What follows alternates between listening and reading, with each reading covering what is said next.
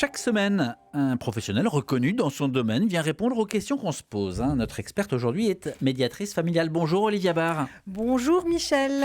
On parle de nos aînés aujourd'hui, la place, le rôle, la vie des grands-parents dans nos familles. Alors, peut-être pour commencer Olivia, il faut peut-être rappeler que les relations intrafamiliales évoluent. Elles ne sont pas figées, il y a de nouvelles relations à créer. Eh bien oui, il y a de nouvelles relations à créer. C'est vrai que la place des grands-parents, elle est bien spécifique parce qu'il y a une relation avec ses propres enfants et une relation avec les petits-enfants. Et le noyau de ces relations, ça va être les enfants devenus parents. Et quand on est grands-parents, eh bien, on a vu nos enfants évoluer depuis qu'ils sont tout petits, depuis qu'ils ont l'âge de 2 ans. Un enfant, il s'oppose en mettant du non. Puis ensuite, à l'adolescence, on quitte le cocon familial pour s'identifier à ses pairs, à ses amis. Puis la vie étudiante avec des convictions qui s'affirment. Et puis la vie de couple. Et puis le mariage éventuellement. En tout cas, la découverte d'une belle famille. Et tout ce processus fait que les parents et les enfants vont se séparer d'une certaine façon.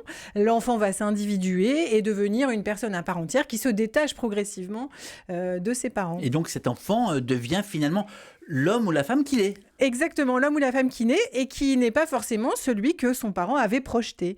Et ça peut créer des petites tensions dans l'évolution de la famille et notamment quand l'enfant se marie, qu'il y a une belle famille, un beau-fils, une belle-fille, puis une belle famille et puis éventuellement des enfants qui arrivent dans ce nouveau foyer.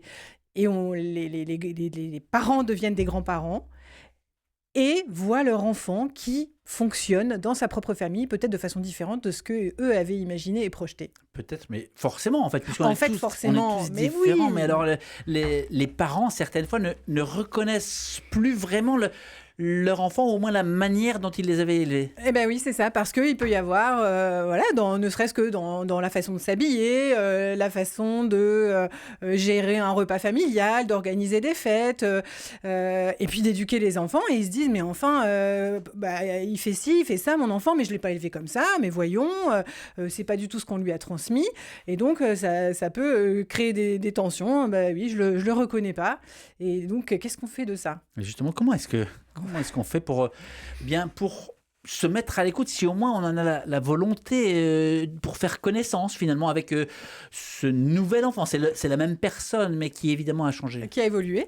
Donc effectivement, il y a peut-être cette connaissance, cette reconnaissance, c'est redécouvrir comment est devenu notre enfant. Et ce qui peut être compliqué, c'est que parfois les parents devenus grands-parents se disent, en fait, c'est comme si mon enfant fonctionne différemment, c'est comme s'il rejetait une partie de ce que j'ai transmis.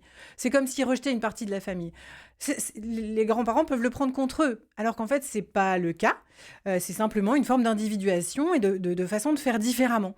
Et donc, peut-être le grand-parent peut aller voir son enfant en le regardant d'un nouvel œil, en faisant un pas de côté pour essayer de voir qu'est-ce qu'il est devenu, quels sont ses centres d'intérêt, quelles sont ses convictions, ses valeurs, qu'est-ce qu'il a gardé de ce qui a été transmis et qu'est-ce qu'il a découvert de nouveau. Et ça se joue d'ailleurs peut-être même entre des frères et sœurs, parce qu'on peut avoir son frère ou sa sœur qui change quand il se met en couple, et puis on peut se dire, tiens, je le reconnais pas. Oui, mais parce qu'il devient quelqu'un aussi de nouveau. Mais est-ce que ça fait partie des sujets dont il est nécessaire de tout étaler et de poser sur la table ? Voilà, c'est ce qu'on peut se poser la question. Est-ce qu'on en parle ? Est-ce qu'on étale sur la table ? Est-ce qu'on en fait un sujet ? Ça peut. Je peux prendre l'exemple de la question du tutoiement et du vouvoiement. Parce que dans certaines familles, Belle maman, on la tutoie ou on la vouvoie ? Exactement. Belle maman, qu'est-ce qu'on fait ? On la tutoie ou on la vouvoie ? Eh bien, dans certaines familles, ça va être très naturel. Et dans d'autres, un beau-fils ou une belle-fille va trouver que si son beau-parent le vouvoie, ça va être une forme soit de condescendance, soit de grande distance, se sentir exclu de la famille. Donc parfois, ça vaut le coup d'en parler, mais ça peut créer de la tension parce que le beau-parent va se dire, oui, mais moi, je te vouvoie parce que je te respecte, je vous vouvoie parce que je vous respecte.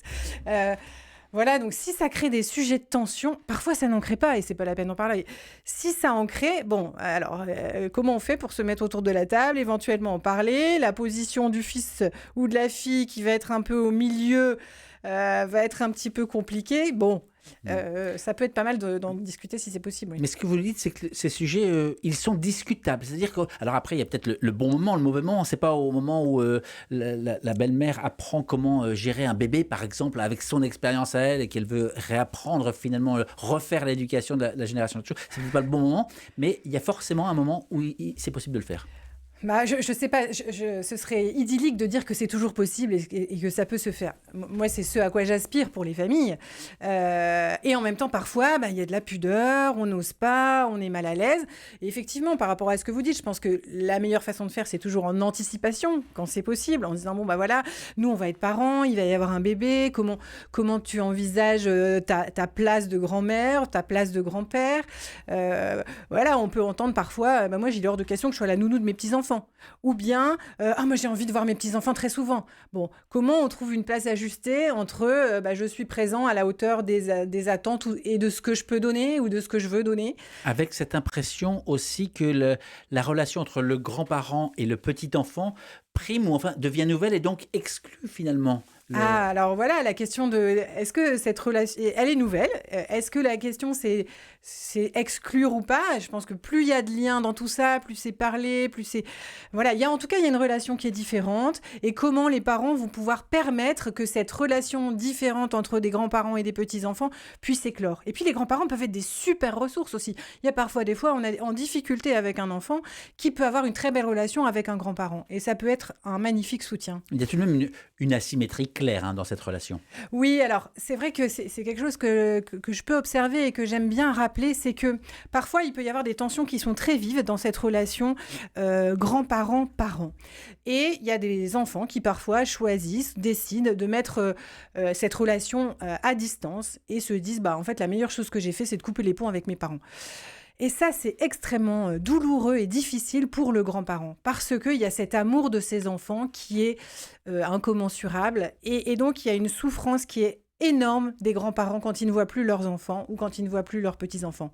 Alors que de l'autre côté, parfois, l'enfant peut dire « c'est la meilleure chose qui me soit arrivée ». Donc, c'est important d'avoir conscience de cette très forte asymétrie. Et en même temps, on peut observer parfois des grands-parents qui ont plus de mal à se remettre en question et qui pensent que ils ont raison de dire ça à leurs enfants, de leur dire « c'est comme ça que tu devrais faire avec tes enfants » ou cette façon d'agir, c'est peut-être pas la meilleure.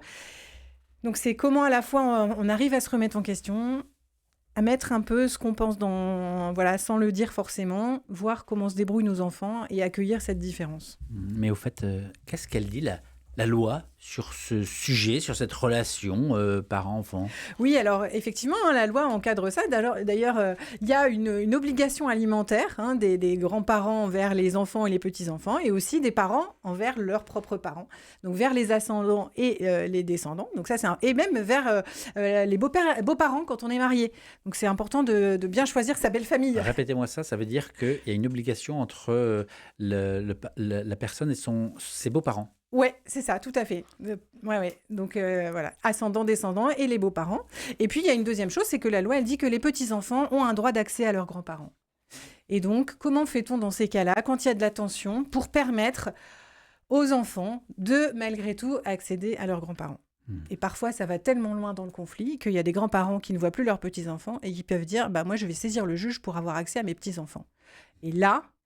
attention, danger. Alors on comprend parce qu'en fait ils ont peut-être essayé plein de choses et qu'ils ne voient plus leurs petits-enfants et c'est une douleur immense.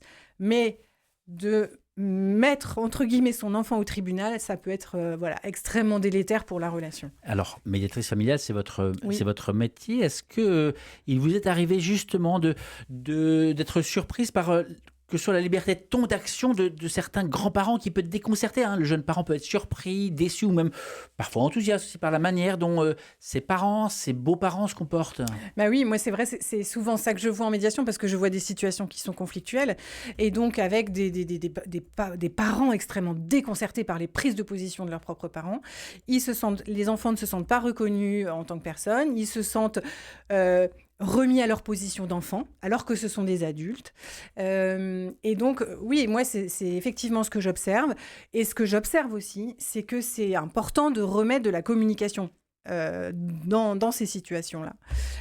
Par exemple, une famille dans laquelle les parents viennent très souvent et que finalement le jeune couple trouve que c'est beaucoup trop et n'arrive pas à le dire parce que s'ils le disent, ils vont dire ah bon bah c'est ça, en fait tu nous aimes pas, tu veux pas nous voir, donc ça peut vite créer de la tension. Et puis en fait quand on s'en parle, eh bien les uns vont pouvoir dire bah moi je viens te voir parce que je t'aime et je comprends pas que tu veuilles pas que je vienne te voir, sinon ça veut dire que quoi? Comment je te manifeste mon amour?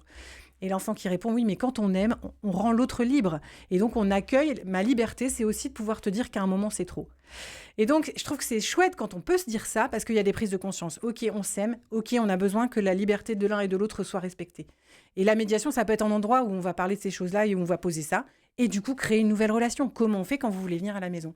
Est-ce que vous nous passez un coup de fil? Est-ce que c'est nous qui vous invitons? Et là, on peut faire preuve de créativité et inventer tout ce qu'on veut.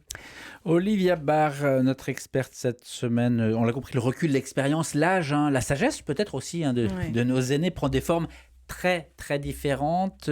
Si on devait retenir, quelle est la bonne place des grands-parents? Ah, la bonne place des grands-parents, c'est celle qui va être discutée avec les enfants. Voilà, peut-être de se dire, voilà, on a un enfant qui arrive, comment t'envisages les choses? Ah moi c'est vrai que j'aimerais bien voir régulièrement, ou bien, oui, mais nous, il faudrait pas que ça soit trop. D'accord, alors est-ce que vous voudriez l'avoir tous les mercredis? Non, peut-être pas. Enfin, voilà, la bonne place, c'est celle qui va se discuter. Et puis avec les beaux enfants, parce que évidemment ça aussi, et particulièrement avec une belle fille, parce que la proximité mère-enfant, voilà, ça a une place particulière aussi. Je pense qu'on n'est pas grands-parents pareil quand on est le grand-parent de notre fils ou de notre fille. Il y a quelque chose qui est différent. C'est très clair. Et ce que vous dites, c'est qu'il n'y a pas de cadre fixe et non, figé, mais ça vaut le coup de prendre le temps d'aller à la rencontre de ces, non pas pièces rapportées, mais valeurs ajoutées et de prendre le temps de mettre tout cela à plat. On en sort forcément grandi. Merci Olivia Barr, médiatrice familiale, d'avoir pris le temps de répondre à ces questions. Entretien à retrouver sur la page YouTube d'RCF Hauts-de-France.